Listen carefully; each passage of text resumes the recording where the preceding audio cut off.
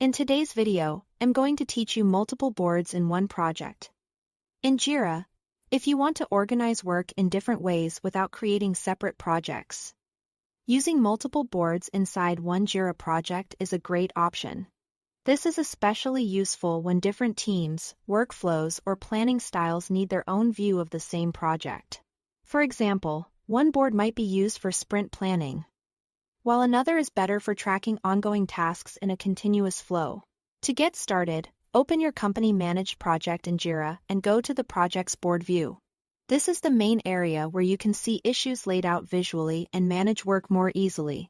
If you don't already have a company-managed project set up, create one first. Since this method depends on that project type, once you are inside the board view, look to the top left corner of the screen and click the board name drop-down. This menu gives you access to board-related options and is where you can begin creating another board connected to the same project. From there, click the Create Board button.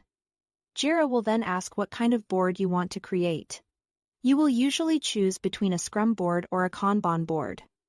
A Scrum board is best if your team works in structured sprints over fixed periods of time. A Kanban board is a better fit if your team manages work continuously and wants to focus on flow, visibility, and limiting work in progress.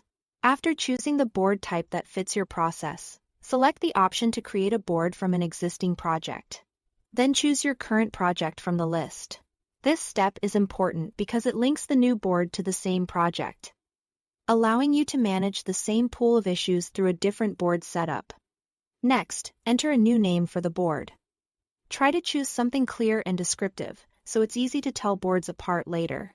For example, the name could reflect the team using it, the workflow it supports, or the type of work it displays. Once the name is entered, click Create. Your new board will now be added to the project, giving you another way to view and manage the same work. This makes Jira much more flexible, especially when one project needs more than one planning style or team perspective. That's all to it. Thanks for watching.